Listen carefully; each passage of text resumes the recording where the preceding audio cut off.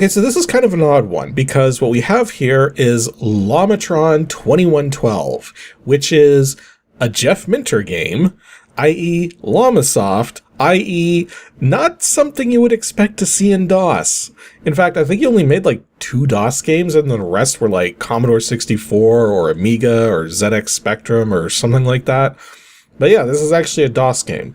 But the more strange thing than that is that the game was technically released as freeware a few years after it was created, but the thing is that the freeware release is just the shareware version with a different license. Like, the full registered version wasn't actually released for free. So it's kind of a weird thing. Like, I mean, I can actually demonstrate like what the difference is. If we go into the install program here, oh wait, it's 2 L's. And we go to make changes. It's like pretty typical stuff. We got our choice between 16 and 256 color. And then we choose between joysticks or keyboard. But then here's the thing. It starts saying Adlib and Roland in registered version. So we only get the Sound Blaster here. And then there's a certain tentacle effect in the 8386 version, which you can only select in the registered version. And yet again, this particular release of the game has a README that says it's freeware now. So yeah, it's just weird. Anyways, let's actually run the game here. Yeah, so first we get the llama making a noise. Is that what llamas sound like? I don't actually know. And then we hit the button, and we go into a screen scroll here. You have to actually hold the P button down to stop it from scrolling. So you don't like push P, otherwise it just pauses like temporarily. So yeah, it's basically giving us some controls here. You use joystick to move Beastie. Firing is automatic in the direction of travel. You use the fire button to lock the fire angles so you can move and fire in opposite directions at will.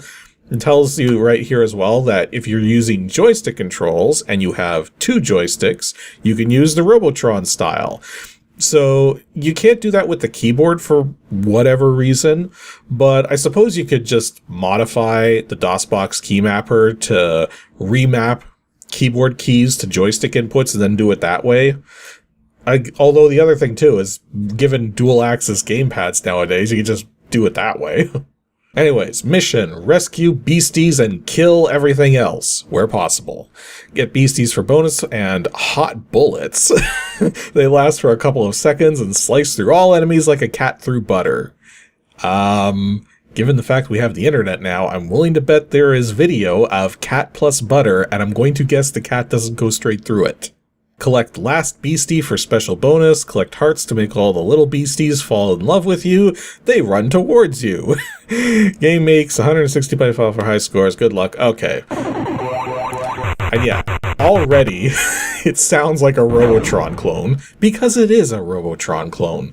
But it's a lot more wacky. And again, if we wait on this screen for about a minute, it'll actually give us like more details and stuff. Okay, here it goes. In the space year 2112, the Xiaxians have invaded our planet. With an overwhelming force of cybernetic and genetically enhanced grunt soldiers, the fiends set about systematically destroying every last sheep, goat, camel, and llama on the face of the planet. Against this awesome force, we have a devastating and extremely furry secret weapon, Llamatron.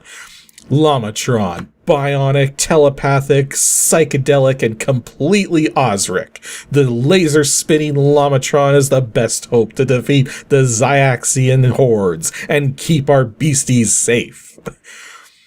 The mission: rescue beasties, kill grunts. And then we got a whole list of enemies, because there are a lot of different enemy types in here. So yeah, it's basically a souped up Robotron. And there's our high scores with some sound effects going. Okay, let's actually play it here. So get into it. We control our llama with the arrow keys. We'll immediately shoot in the direction we point in, but if we hold spacebar, we can move without changing directions. So it's kind of a bit of a compromise as opposed to having proper Robotron controls, but, you know, it does the job. Oh, I got the smart bomb there, so that cleared everything and immediately moves us to the next level. So yeah, this is literally just a Robotron clone, but with much wackier graphics and sound effects. And yeah, if you actually do collect the quote-unquote beasties, like right there, they suddenly become vulnerable. So if that happens and you get them shot by something, well, that's gonna end your life. Ooh, smart bomb again. Okay, and moving on to the next one, brain grabs beasties to make zombies. So yeah, so you want to try to keep the brains from getting the beasties, I guess. And I got shot by something. Okay, so yeah, just like with Robotron, oh, got the heart. So now the beasties go towards us, or the llamas. I don't know why they call them beasties. There's probably some logic to that. Got another smart bomb there. That's always nice. Somehow I have 44... For a moment there... What the... I've got a Mandelbrot attacking me.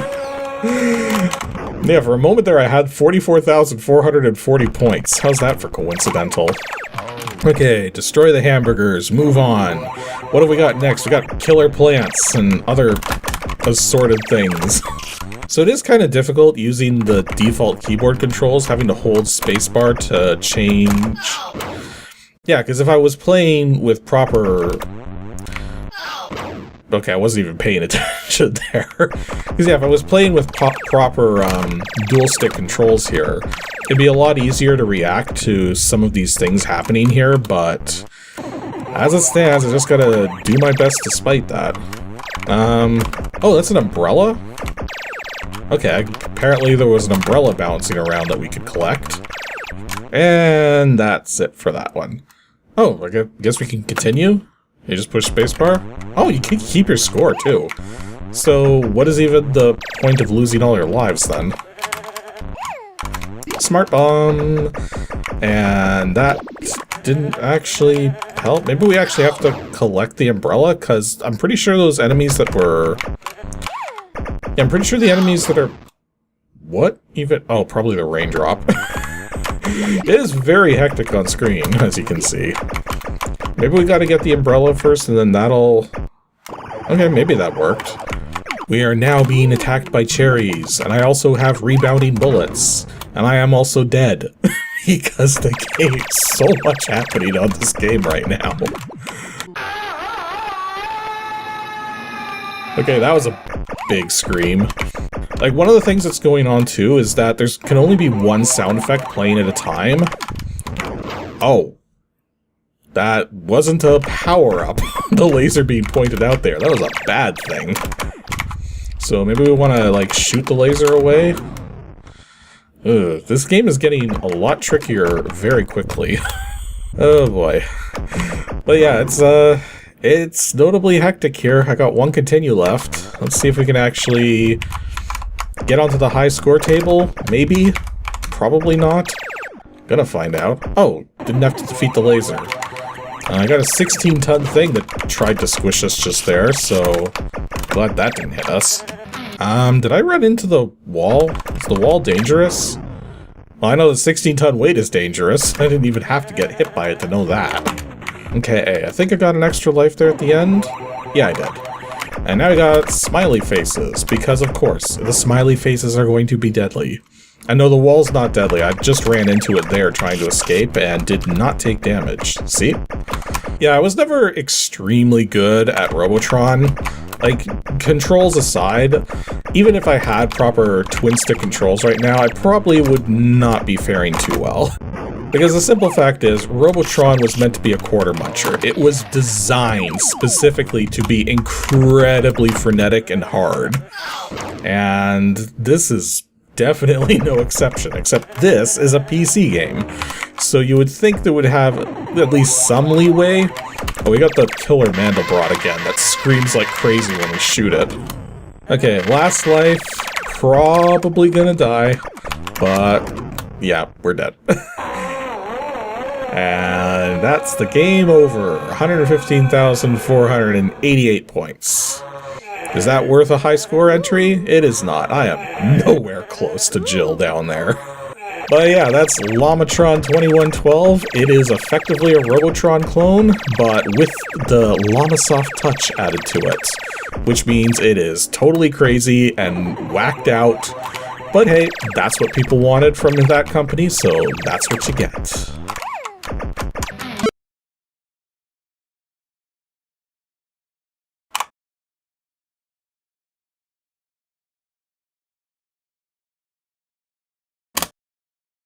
So I've actually shown this game on Ancient DOS games before, but never actually did a review of it because I don't have the full game and I don't know of any way to actually get the full game.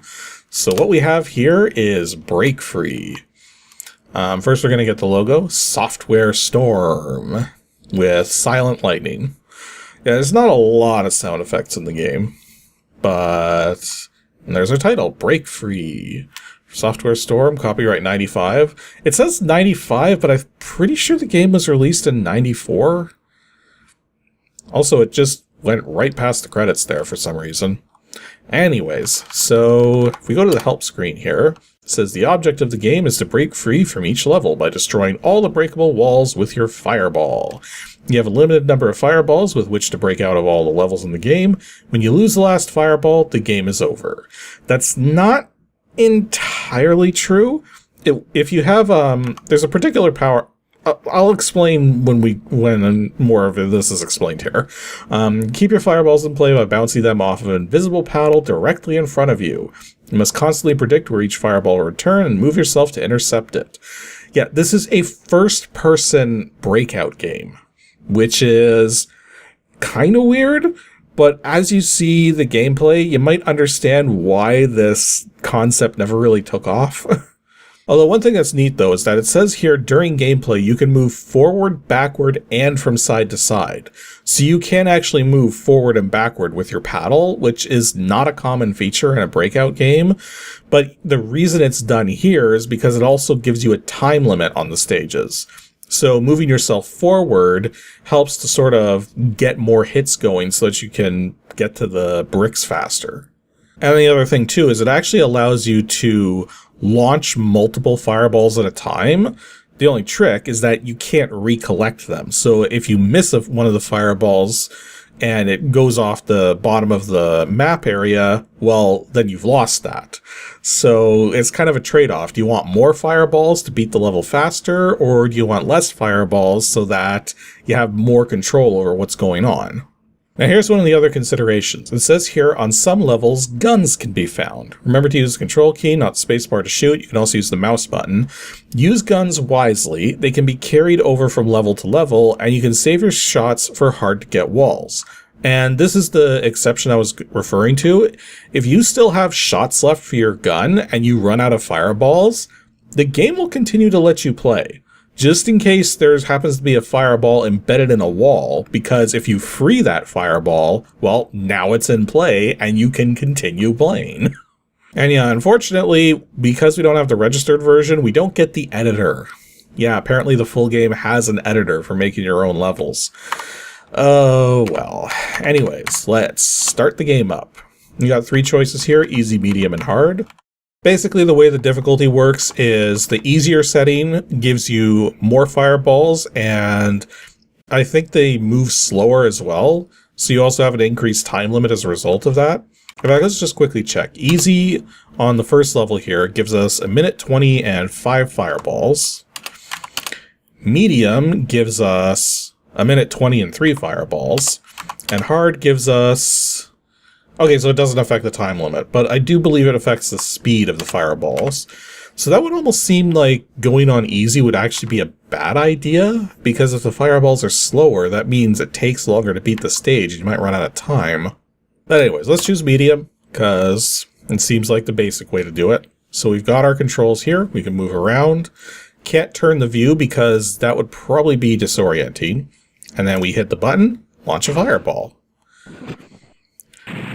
And so the idea here is to just break all the walls. You can actually see that there's a fireball embedded in that wall over there. we just freed a star. I don't think I picked it up properly, though. Usually it'll give you a message at the top of the screen if you pick up a power-up appropriately. We got an hourglass in the wall there, so that'd give us extra time if we get it. Well, we're going to have to get it sooner or later, because to clear a level, you got to break all the walls. Okay, got the green star, so that gave us a score bonus. And we freed one of the fireballs, although did I get it? Yeah, I did. Oh, but I didn't get it there. And now we got an hourglass coming towards us, gives us a time bonus. And we got multiple, had multiple fireballs going again, but they kind of got a little out of control there. It's actually a little hard to hit the fireballs back, because you don't really get a sense of how big your paddle is. And on top of that, the way the paddle mechanics work in this game is a little contrary to how you would want them to. Normally in a Breakout clone, the way you would want the paddle controls to work is the closer to the middle of the paddle, the more straight up the ball goes, and then the closer to the edges, the more of an angle you get. But here in this game, the way it works is it doesn't directly affect the direction, it just sort of slightly alters the direction based on where you hit it with the paddle. Oh, I got the ball behind there. It did a lot of damage there. Oh, it released a... Oh, I guess I didn't want to pick that up. But I did get the gun, as well as a score bonus. So yeah, now we've got 8 shots of the gun here. So we just push the button. Oh, wrong button. That was the button to launch another fireball. Did not want to do that. I wanted to shoot the gun like that. And you actually do shoot 2 shots at a time with the gun. So even though it technically had like 8 shots there, it's like 8 pairs of shots. And if we free another gun here... Oh, it's, Did I get it? I think I got it. And yeah, it adds to the shots that we had there. So now we've got 14 shots of this gun left. So yeah, we can actually move ourselves forward here.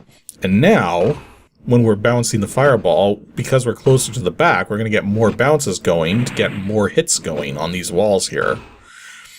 And then the other thing too is because we've got the gun now, if we happen to lose this fireball and we don't want to risk our last one, because we've got the gun, we can just use the gun to finish the job.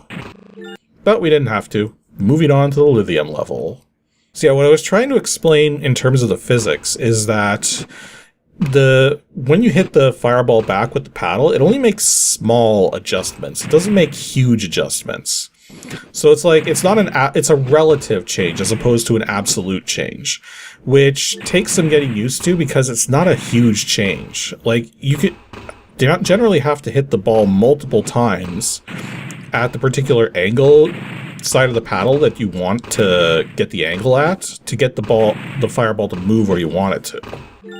But yeah, you can probably tell some of the difficulties already with trying to make a Breakout clone work in this manner. Like, there's something going on behind this wall here, but we really can't see it that well. Like, I think, yeah, it's like a lightning bolt on the side there. Anyways, let's free that star there so we can collect that score bonus. And I think I lost the ball there. But we still have gunshots left, so maybe we can find a spare fireball? We got something back there. Like, if we move to the back here... Well, it's got a bad symbol on it. Maybe we can actually collect these? All balls sped up and extra ball. Okay. Well, we're running low... Whoa. I'm not going to collect the thing that looks like I shouldn't collect it. We only got 13 seconds left. I'm going to just use the gun to finish things off here. That way we can get to the next level here and launch the ball into it and see if we can survive. But yeah, there's difficulties with determining where the ball is. For some reason, this particular level is actually slowing the game down. We do have an extra ball coming at us here. So got the extra ball. But yeah, it's hard to tell what's going on with the playfield. You don't really get an idea of how big your paddle is. Not to mention the frame rate. Yeah, the frame rate's having issues right now, and I'm not entirely certain why. But But yeah, like, I mean, I find the concept of this game, Breakfree, to be interesting, but it also, at the same time, kind of helps to exemplify why this style of game never took off, because there's just inherent flaws with trying to do a Breakout clone as a first-person game. That's not to say the game is bad, but rather to say that it just doesn't really feel fun. If I'm making any sense there, it feels deficient, and it seems to be more a problem with the design rather than just the idea, if that makes any sense. Basically, what I'm trying to say is that the game is interesting, but it's not that enjoyable. Also, we're probably about to lose our life here, so might as well just keep playing until I'm finally done, even though I've already given my final thoughts. This is actually the furthest I've ever gotten in this game. That's why I'm still playing it. Normally I'm dead by this point. Well, actually, now I got a problem because I gotta get the ball to the other side of the playfield somehow. Yeah, that's not gonna happen. Yeah, maybe if we keep giving this, nope, that's it. Game over. Press a key to exit.